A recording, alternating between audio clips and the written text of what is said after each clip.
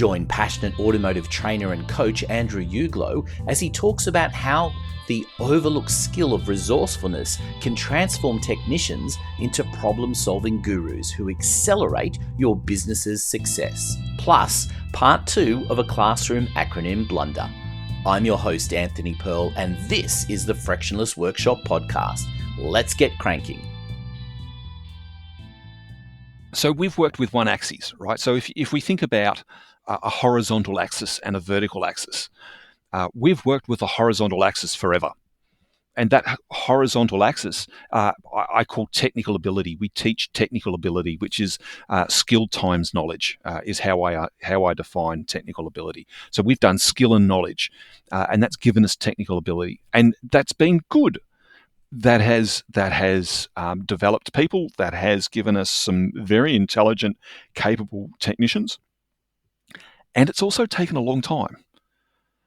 And when we think about the time part of it, we go, well, why does it take so long? Well, there's just so much to learn. And there is, right? You start looking through all of the different things that someone needs to know as a technician. I've got to know petrol fuel management, diesel fuel management. I've got to know engine mechanical. I've got to know engine electrical. I've got to know body electrical. I've got to know collision avoidance technology. I've got to know four-wheel drive systems, mechanical axles. I've got to know transmissions, front-wheel drive, rear-wheel drive, all-wheel drive.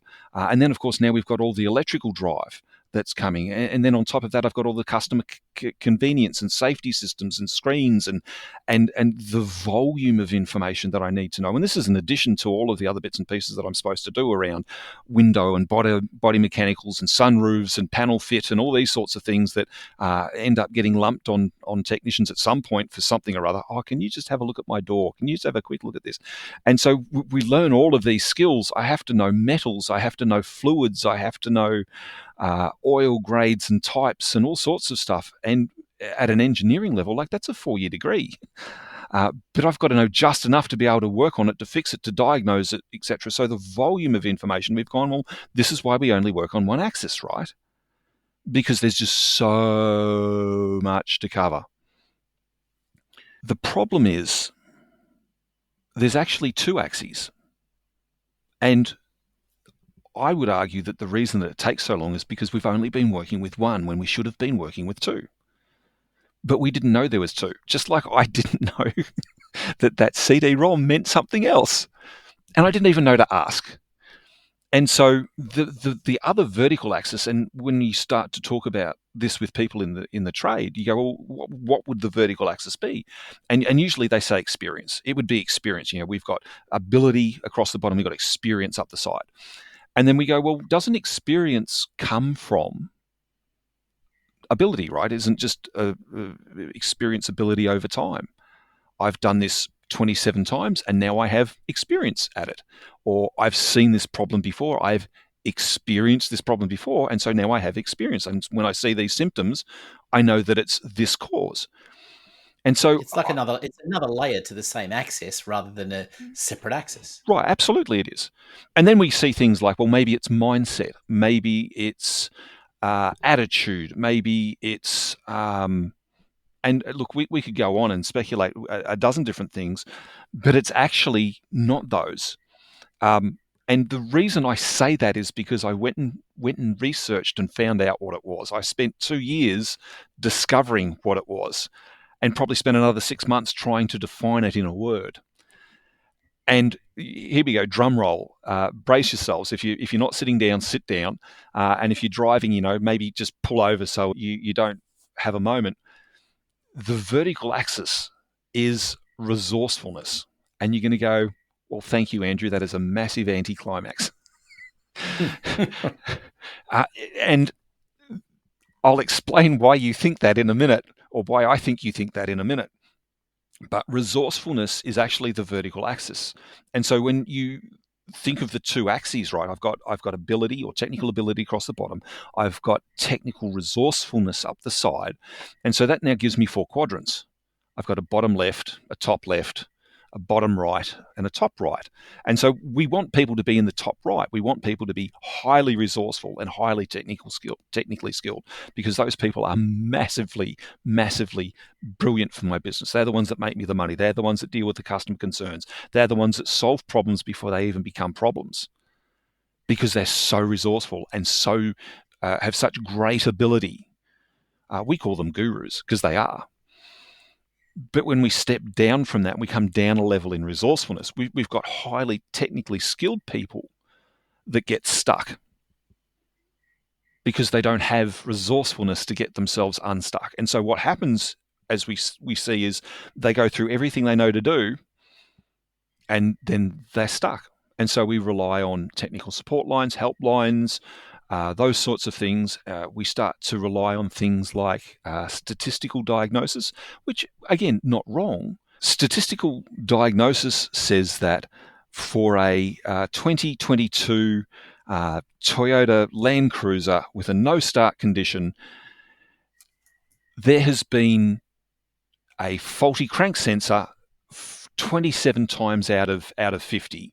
So the likelihood is this particular car that's in my workshop, that's a 2022 Toyota Land Cruiser with a no start condition, is going to be the crank sensor.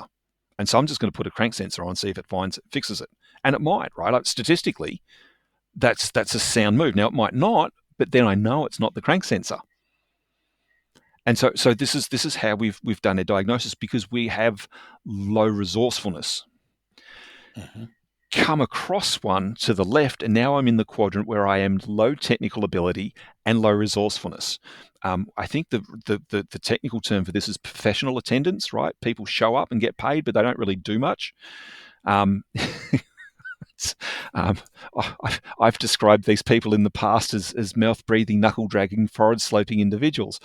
They have to be somewhere, and they just happen to be in your workshop today, and they don't really offer a lot. And you've got to hold their hand and wipe their nose and give them a hug and tell them it's okay. And step by step by step, it's a lot of effort to literally manage these people, because they don't have the resourcefulness to take any sort of initiative. And they don't have the skill that you can leave them alone, because they'll break something or injure themselves, or both, or someone else, or set the place alight. And with respect, and I don't say that as a criticism, but I know when I was an apprentice, I was a little bit like that. I'm perhaps a little bit higher on the resourcefulness scale, which is arguably scarier, because they try things. I did, and then set things alight. As opposed to just standing there waiting for someone to push me in front of a car and go, look, take this apart. This is how you do it, And so moving then from that point of low resourcefulness and low technical ability up a level. And really, this is what we find, I think, a lot of businesses look for in people that they want to start, is someone that's reasonably high in resourcefulness. They have a bit of initiative, and they're prepared to think for themselves, or at least start the process of thinking for themselves, so that rather than getting stuck and just stopping and just pulling out their phone and surfing Insta web or Gram or FaceTime or whatever the book is, social media is the word I'm looking for. So rather than just stopping and doing social media, they actually go back and go, well, look, I'm stuck and I don't know what to do. The Frictionless Workshop podcast is brought to you by Solutions Culture. For details on how to get in touch with Andrew, consult the show notes below. And don't forget to subscribe so you don't miss an episode. Now, back to the podcast. Or I think I should be doing this. Is that right? And so the irony is, and here's the kicker. If you have to develop a person and move them to that top right-hand quadrant where you're highly resourceful and high ability, it is faster to move them via resourcefulness to that position than it is to move them via technical ability to that position. So instead of boosting their technical ability over a long period of time till they eventually develop the resourcefulness and move into that top right-hand corner, you will do it much faster if you boost the resourcefulness, so that now their resourcefulness and that resourcefulness now amplifies whatever technical ability that you put before them that they can develop, and they start to self-feed rather than sit there and expect to be spoon-fed. Yeah, I mean, they start to look for solutions, don't they? I mean, that's the key, isn't it? That's when you add resourcefulness into it, you're looking for solutions that may be a little bit more creative at times, but they're solutions. Absolutely, and they have some faculty to learn from mistakes, whereas low resourceful people just make a mistake and go, "Wasn't my fault. I followed the book. The book said to do this. I did this." And they are very good at butt covering. And don't get me wrong, nothing wrong with a good butt covering. It's better than a butt kicking, let me tell you. Um, and and at the same time, when you're trying to manage, multiple customer concerns, you're trying to run a workshop when you've got more work on than you can manage. You need people who are prepared to go and have a bit of a crack without too much risk, and have a go at something, because most of the time they'll solve it, they'll fix it. And that is way more productive, way more efficient, and certainly way more profitable than people that just stop and go, "Well, I don't know. Why isn't that car finished? Oh, I'm stuck." Well, why didn't you come and see me 20 minutes ago when you got stuck? don't, don't just stand there and look at it. It's not going to change much in that time, So resourcefulness, and in the coming episodes, I'm going to very explicitly unpack how it is that I know that, and just as importantly, well, how do we get it? Because I think that's the linchpin, the turning point that will change how we do the skills development in a way that will at least potentially relieve the strain on the skill resources that are available to the industry. So before we finish up for this episode, you got to tell me, how did you finish up? How did you go back into the classroom after with this? I'm trying to picture what young Andrew was doing at this point in time. I don't know whether it was, what's the word I'm looking for? Whether it was courage or stupidity. It's a fine line sometimes, I think.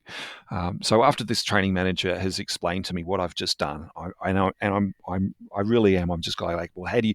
There was nothing in any of the Certificate 4 courses on workplace trainer assessing on what to do when this happens. Right, this wasn't even a subject line in there. So I've gone into the room, and the room's weird, right? Because it's still up on the board. Like what I've written is still up on the board. And so I walk in there, and I sort of try to do a bit of a test, a temperature, take the temperature of the room, and go, where are we now? And it was sort of less bad in that everyone had got past, the people that had hit rage had got past rage and could now see the humor in it. And so, of course, I can't say, because every other class that I've taken where I've been teaching this, I've just used the acronym, and it's habit, but I can't say the acronym. I have to say the whole name, da da da da da da da da technical library, and so every time I say that, like there's 2 or 3 people who've got a grin from ear to ear on their face, because I know what you're thinking, but I can't say it, and it's just like, oh man, it was so awkward. But we got through it. We got through the class, and I think people, being that I was dealing with trainers, there was a bit more maturity, and I think they realised that poor Andrew's walked into this whopping great pile of brown stuff entirely unknowingly, and we kind of feel a little bit sorry for him. So they were really good, and so we ended up becoming really good friends. And they would stir me to the nth degree about this. You'd be out talking about something, and someone would go, "Oh, so what's the name of that disc again?" Anyway, well, the good news is they've never forgotten you, because they're still all telling this story, I'm sure, as well. The particularly amusing thing was, they had a driver that would take you to and from the hotel, and so when you were ready, you would just sort of walk out the front with all your stuff, and a whole bunch of other people who were working on that site would also be in that car, and I got to meet some of the other people, and so I walk out the front 2-3 days later, and there's this guy I haven't met before, because people are flying in and flying out. It's kind of the normal way this place runs. And I would just introduce myself, because that's what you do, right? Hi, I'm Andrew, And I introduced myself to this guy. He's from Germany. His name's Carl or something. I'm not sure. And he goes, you're the Australian. And my spider sense picks up. I've gone, oh, here we go. So this guy is like the super duper senior second in charge president for the entire region. He's like one of the top guys. And he goes, I heard about you. I've gone, oh, here it comes. And he goes, I don't think I've ever laughed so hard in my life. So in terms of building rapport, it was gold. Can I recommend that it's probably not a method I would ever repeat, but it turned out to be a real win, not by anything on purpose that I did, just dumb luck. Well, the good news is that the acronym has changed, but even if you'd use it in the future, whatever the new acronym is, you're probably still quietly laughing to yourself as well. I look at it and I just think, how would you ever know? How could you ever predict that? And because no one in country had really seen this. This was brand new to them. If they'd had it for a week, they'd have said something. We might just put a new label over the top of this disc and just call it the technical disc. But nope. And that got back to my boss too. The people in the company that I worked for were going, so how's the disc? So how to win friends and influence people, right? Thank you for listening to the Frictionless Workshop podcast. For details on how to get Andrew working with you and your technicians, take a look at the show notes. There's also a link to some special content you can access. I'm Anthony Pearl, reminding you to subscribe so you don't miss an episode.